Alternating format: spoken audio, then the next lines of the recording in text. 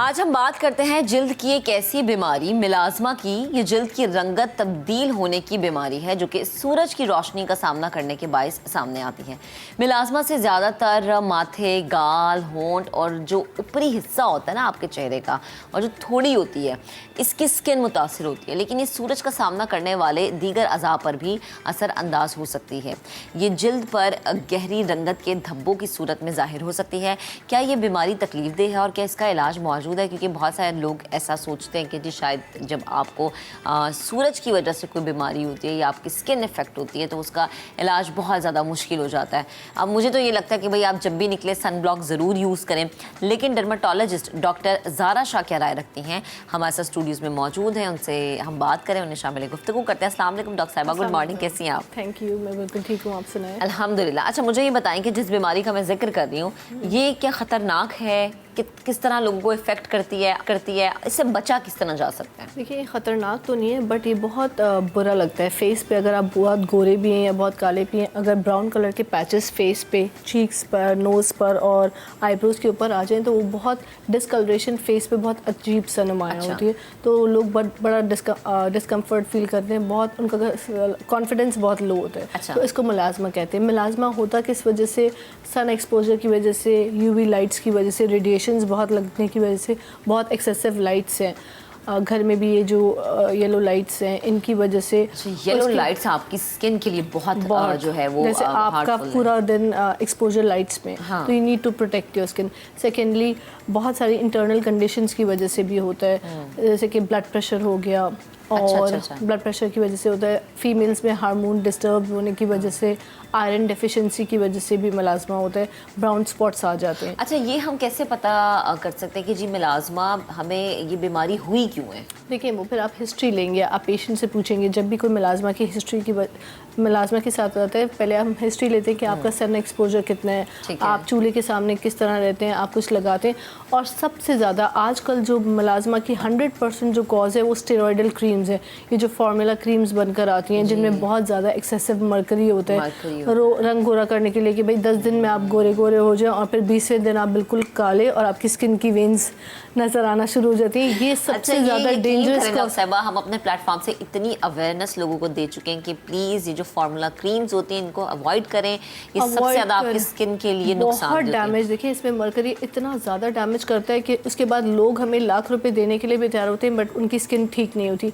वो इतनी स्किन पतली हो जाती है, इस पर इतनी डीप सीटेड मिलाज़मा हो जाता है कि वो कभी उतरता नहीं है। अच्छा, बिल्कुल। यानी वो खवातीन, वो लड़कियां, इवन बल्कि अब तो मर्द हजरात भी जो है फार्मूला क्रीम्स अगर यूज़ करें तो वो फिर ये सोच लें कि अगर इससे कोई नुकसान होगा तो उसका इलाज बहुत मुश्किल हो जाएगा। उसका इलाज फिर पॉसिबल है ही नहीं। अच्छा, पॉसिबल ही नहीं है। पॉसिबल ही नहीं है। स्किन थिनिंग इतनी हो जाती है, आप उस पर लेजर्स नहीं कर सकते, आप उस पर मेडिकेटेड क्रीम्स नहीं लगा सकते क्योंकि स्किन बर्दाश्त ही नहीं करती। तो फिर वो खुद परेशान हो जाते हैं। थोड़े दिन गोरे होने के लिए, ज़िंदगी भर के लिए हमेशा स्किन मुरझाई हुई, सूरज में जाएं, चूल्हे के सामने जाएं, काली, मतलब एकदम से बिल्कुल रेड बर्निंग स्टार्ट हो जाती है। वो हमें ये लगता है कैंसर का रेड होना शुरू होता है ना, हम कहते हैं वो गुलाबी स्किन होती है, गुलाबी नहीं होती ना। उसको आप थोड़ा सा देखें कि वो किस तरफ इंडिकेट करे। अच्छा, मुझे ये बताएं डॉक्टर साहिबा कि हम ना, मतलब जाहिर सी बात है ख़वातीन थोड़ी सी कॉन्शियस होती हैं अपनी स्किन को लेके ना, और हम ये कहते हैं कि अच्छा आप चेहरे पे लगाने के बजाय खा लें, कोई चीज़ आप खा लें जो कि आपके चेहरे पे ग्लो भी नज़र आए ना, सीजनल फ्रूट है, सब्ज़ी है, कुछ भी। तो इस बीमारी से बचने के लिए क्या कुछ ऐसा हमें डाइट प्लान अपनाना होगा कि अच्छा अगर आप धूप में भी काम करें, जो कि बहुत सारे हमारे फ्रेंड्स ऐसे जो कि आउटडोर करते हैं, जिनका आउटडोर का काम होता है, हमारे रिपोर्टर्स हैं, बहुत सारे ऑफिस के हमारे भाई होते हैं जिन्होंने पूरा दिन बाइक पे सफ़र करना होता है, तो क्या हमें अपनी डाइट में शामिल करना चाहिए? देखिए, डाइट में भी शामिल करना चाहिए। सबसे पहले तो वाटर इनटेक बहुत अच्छा होना चाहिए। दिन में पानी का इस्तेमाल ज़्यादा से ज़्यादा करें। जितना अच्छा पानी पियेंगे उतनी स्किन ग्लो करेगी, फ्रेश रहेगी। वाटर हाइड्रेटेड रहना बहुत ज़रूरी है।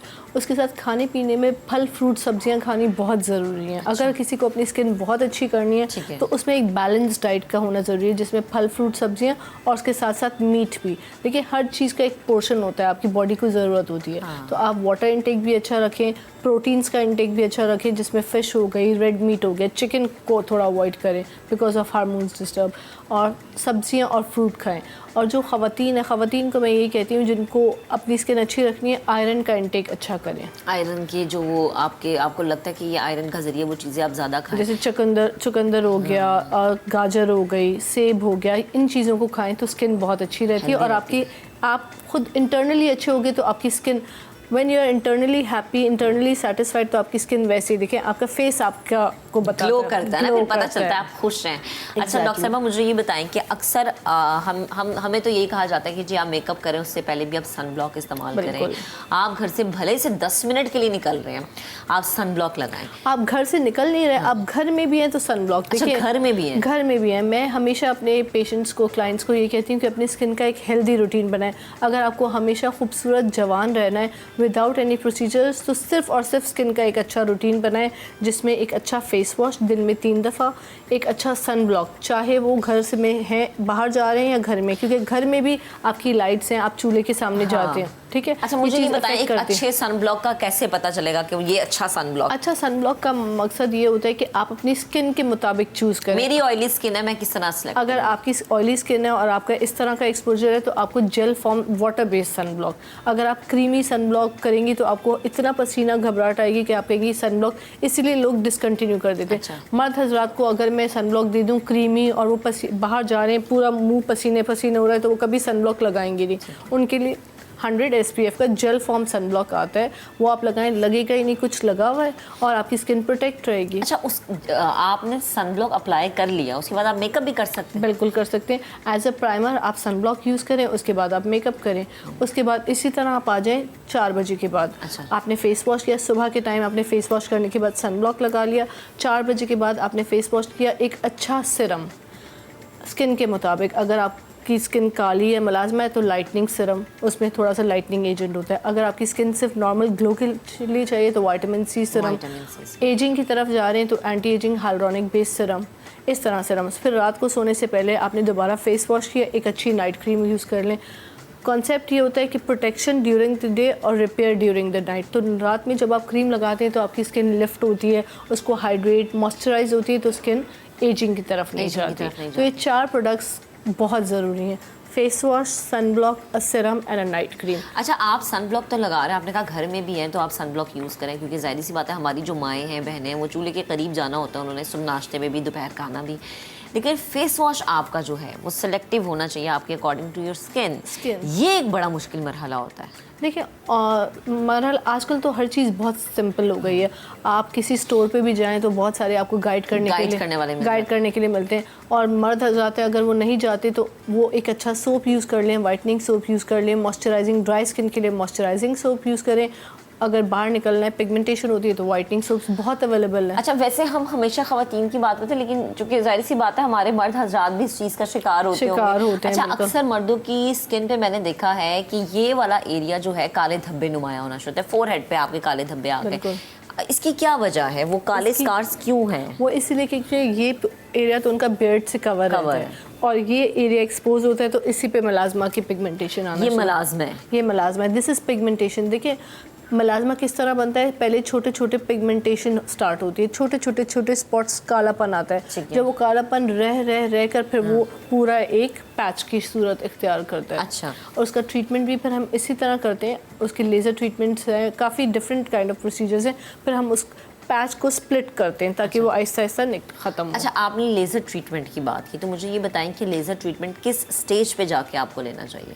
देखिए, लेज़र ट्रीटमेंट डिपेंड कर रहा होता है how sensitive is your skin. Sensitive skin पे we just go for supportive treatment. अच्छा, ठीक है। और अगर आपकी स्किन पे डीप सीटेड मलाजमा है, स्टेज 2 में काफ़ी डीप सीटेड है, तो फिर हम लेज़र ट्रीटमेंट करते हैं। अगर अच्छी थिक स्किन हो, फिर ट्रीटमेंट सेशंस होते हैं, आपका मलाजमा स्प्लिट होकर आहिस्ता आहिस्ता ख़त्म हो जाता है। यानी ये आप इसका ट्रीटमेंट करवा सकते हैं, ऐसा नहीं है कि आपको इसका ट्रीटमेंट नहीं मिलता। बिल्कुल अवेलेबल है, बहुत अच्छे लेज़र्स हैं। ट्रीटमेंट उसका नहीं हो सकता जिन्होंने फार्मूला क्रीम्स की वजह से अपना मलाजमा पैदा किया है, क्योंकि स्किन बहुत ज़्यादा वो ना थिन हो गई है। अच्छा, मुझे ये बताएं डॉक्टर साहिबा कि अक्सर हम बात करते हैं जी आपके चेहरे पे दाने निकले थे, उसके स्कार्स रह गए, आपके चेहरे पे पिगमेंटेशन हो गई, आपके चेहरे पे जो है वो घड़े बनना शुरू हो गए। अच्छा, उसमें ख़वातीन करती ये हैं कि डिफरेंट आप घर की चीज़ें इस्तेमाल करना शुरू कर देती हैं। जाहिर सी बात है, अगर आप अपनी स्किन से दोस्ती नहीं करेंगे तो आपको पता ही नहीं चलेगा आपकी स्किन ऑयली है या फिर आपकी स्किन जो है वो ड्राई है। तो जाने बगैर चीज़ों का इस्तेमाल कर लेना किसी भी चीज़ के लिए, मतलब कि अमूमन मैंने ऐसा देखा है, बहुत सारी लड़कियां ऐसी हैं कि आपके चेहरे पे हल्का सा भी दाना बन गया ना, आपने कोई भी ट्यूब देख ली, मैं किसी ब्रांड को मेंशन नहीं करूंगी, और आपने कहा अच्छा वो हमारी फलानी दोस्त ने किया था, तो यार उसने तो किया था, सही हो गया था, मैं भी कर लूँ। ये बहुत गलत है। देखिए, एक कॉमन क्रीम है, मैंने तो अक्सर पेशेंट्स को ये देखा है कि एक कॉमन क्रीम है, वो कोई भी चीज़ हो फेस पर तो वो डायरेक्ट वो क्रीम लगाते हैं, उससे वो चीज़ और वर्स हो जाती है। अच्छा, जी हाँ, जैसे कि I don't want to take the name, but ये कि वो बहुत ही कॉमन है, हाथ गोरे करने वो क्रीम लगा लो, फेस पे दाना निकला है वो क्रीम लगा लो, दैट इज़ रॉन्ग। देखिए, घरेलू टोटके भी एक हद तक करें, बट अपनी स्किन को एक्स्ट्रा जो है ना मतलब फालतू की चीजें ना लगाएं। मतलब आप, मुझे लगता है आप अपनी स्किन को ना डस्टबिन बना देते कि जो मिला लगा लिया, जो मिला आपने अप्लाई कर लिया। नींबू मिला नींबू लगा लिया, शहद मिला शहद लगा लिया, शहद और नींबू भी लगाएं, पर एक कभी कभार। ऐसा नहीं है टोटके इस्तेमाल करने के, टोटके से भी स्किन, देखिए आपको नहीं पता कि उसके इफेक्ट्स क्या हैं और साइड इफेक्ट्स क्या हैं। स्किन ड्राई कर रहा है अंदर से, आपकी स्किन को इतना मॉइस्चराइज कर रहा है कि पिंपल्स निकलना शुरू हो गए। तो देखिए, डोंट ओवर डू एनीथिंग, अपनी स्किन को जाने पहचाने, एक दफ़ा कंसल्ट करें डॉक्टर से, फिर उसके मुताबिक प्रोडक्ट्स यूज़ करें। ठीक है दैट इज इम्पोर्टेंट। बेहद शुक्रिया, हमारे साथ मौजूद थी, गुफ्तगू करी थी। बड़ा ज़रूरी है जी कि आप अपनी स्किन से दोस्ती करें, जानें कि आपकी स्किन के लिए क्या अच्छा है, क्योंकि हम ये गलतियां कर चुके हैं कि बिना जाने, बिना किसी से मशवरा किए जो मिलता था अप्लाई कर लेते थे, वो फिर एक दानों की भरमार हो जाती है आपके जल्द पे।